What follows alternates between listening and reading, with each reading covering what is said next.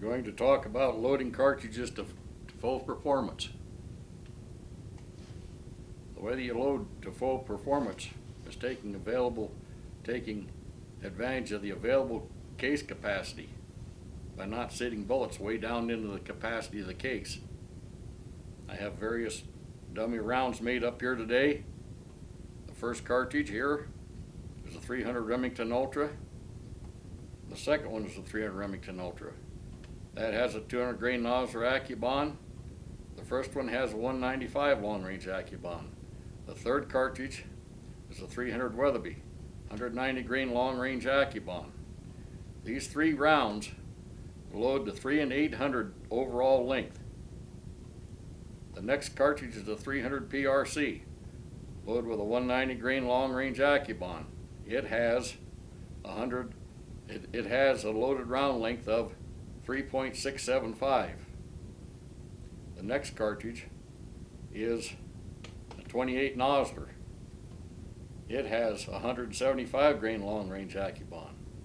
This round is loaded to 3 and 650.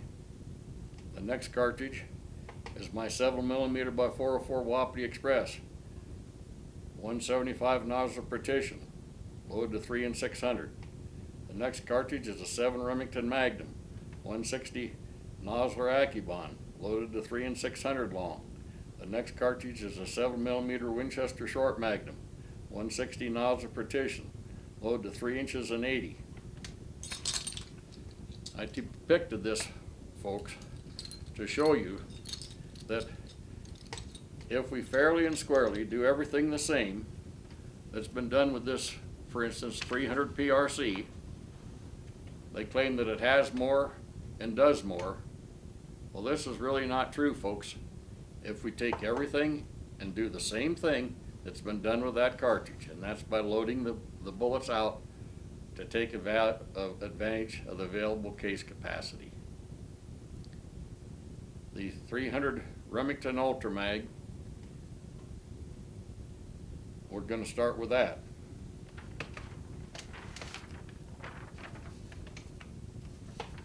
It has, in my rifle, with 180 Nosler Accu-bonds,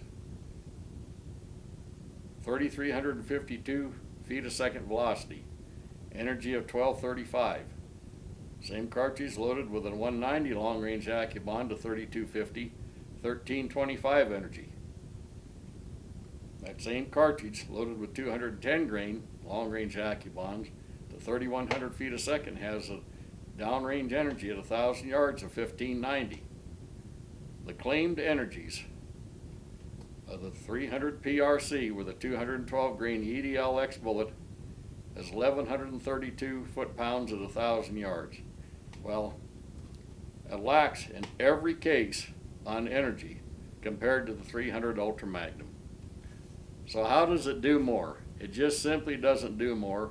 It only does more in phony advertisement, is what it boils down to. And anyway, if we go on to the 7mm by 404 Wapiti Express, the cartridge that I developed, I regularly load to just over 3,200 feet a second with a 175 Nosler Partition, 7mm Remington Magnum, 160 grain Nosler Accu-bonds. I load that to 3,200 feet a second in my rifle. Yeah, you heard it right, 3,200 feet a second. That's because the bullet is seated out to take advantage of the case capacity. And we go to the 7mm Winchester Short Magnum, 160 grain Nosler Partition, load to 3 inches and 80 thousandths long. In my rifle, I get 3,200 feet a second out of the 7mm Winchester Short Mag. This is pretty high velocity, folks. This means downrange energy. We go to the 28 Nosler. In my rifle, with the 175 Nosler long range Accu-bonds, I'm able to get 3163. The loads for the 300 Remington Ultra Mag is where the real performance is downrange. That has heavier bullet weight, gives you better downrange energy, but at the same time, we shouldn't be shooting game at 1,000 yards. This shouldn't even be allowed. This shouldn't even be happening. It's unethical. It's unethical from almost every standpoint, from hunting, through hunting field conditions. There's a lot of advancement to do with technology. This has brought us beyond, like I've stated in some of my very first videos, beyond where things need to be. We should not be allowing this sort of thing to go on. And one of the reasons why I'm hyping this is because I live right here, right close to several different long-range entities, and they're promoting this. Well, I know story after story after story, factual stories of game that's not recovered, time after time after time. And shooting at game, you know, time after time until they make a hit, wound it, and never recover it. People are bringing in trophy sheep heads, elk heads, deer heads, horns, antlers to our game department that they have found in the field. This proves what's going on. They know what's going on. I know what's going on. This is why, you know, we're talking about some of these things. I build some of the most accurate rifles built anywhere. I do a lot of shooting. I do a lot of shooting out to, you know, 600-700 yards off of a bench here, and my rifles, and I'm capable of taking game out to that yardage with my rifles under decent conditions. But if we got a day where the wind's blowing 10 miles an hour, I won't even consider the shot.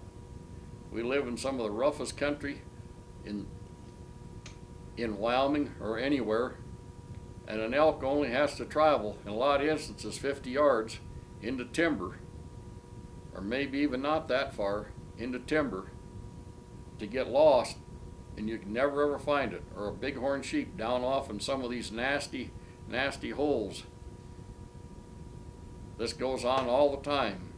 In following years, people run across these animals, these trophy game heads that were never recovered.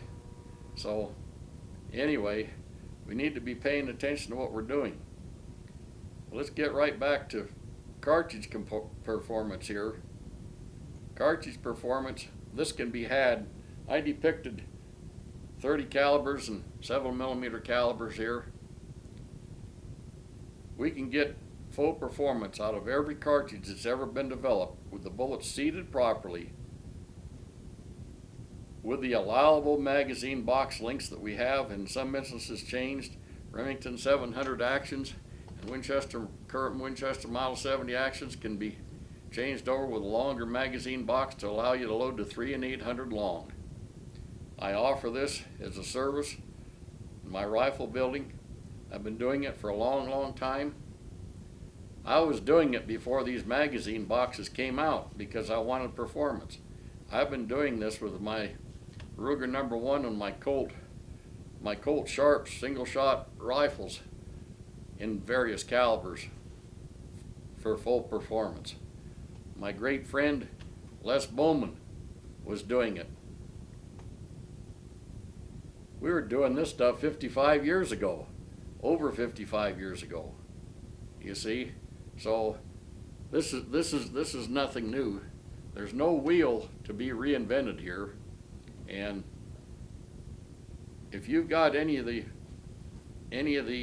you know, more recent cartridges in the Magnum variety that have been developed and are actually factory cartridges, all those plus the years and years of previous Wildcats that preceded those, are very much the same as what some of these things are that come along. This is the same thing with this 300 PRC.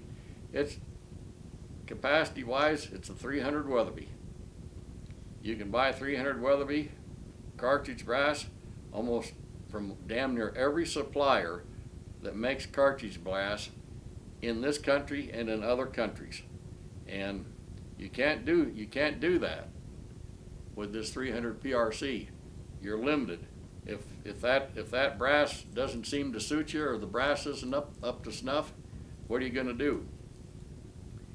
Shortly after Ruger came out with their 375 Ruger, which this 300 PRC is just nothing but a 30 caliber off the 375 Ruger case, I did this within a few months after Ruger developed that cartridge. I necked it to 7mm because I saw an advantage in 7mm, and that very closely duplicates my 7mm by 404 Wapiti brass and or the 7mm by 300 Weatherby that I have tremendous experience with all those cartridges.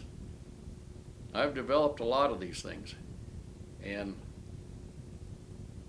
we're led to believe that we have to be an engineer to do these things. Well, I'm not an engineer, but I've worked around and with a lot of engineers. All this is just simply design. All this is just simply design. It's pretty easy to neck cases up, neck cases down, fire form them, and do various things to get the kind of performance that you want. But everything that there is out there can take advantage of what I'm describing to you. I mean, if you own a 270 Winchester, bullets are seated very, very deep by the factories in 270 Winchester.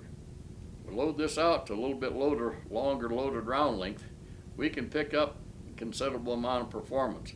I'll just point out here, the new powder, one of the newest powders here that's been around for 4 or 5 years now, is Reloader 26. It's an absolute ideal humdinger of a powder for the 270 Winchester. You can get velocities with that cartridge that have never been achieved before with reasonable pressures. I do it. I've done it with my personal rifles and a lot of rifles I built for people. It turns it in to pretty much magnet performance with all the bullet weights, irregardless. And this applies in a lot of instances to a lot of other cartridges, various other powders. We can take advantage of these things. This is how it all works, folks. And I'm doing it all the time. Here, I'm always experimenting. Somebody comes along and wants a particular rifle built and a particular caliber or cartridge. I'll take some of the latest powders and particular bullets and load these things up to the full potential. So, you know, I know what's necessary because I live it every day, I do it every day, and this is just part of my business.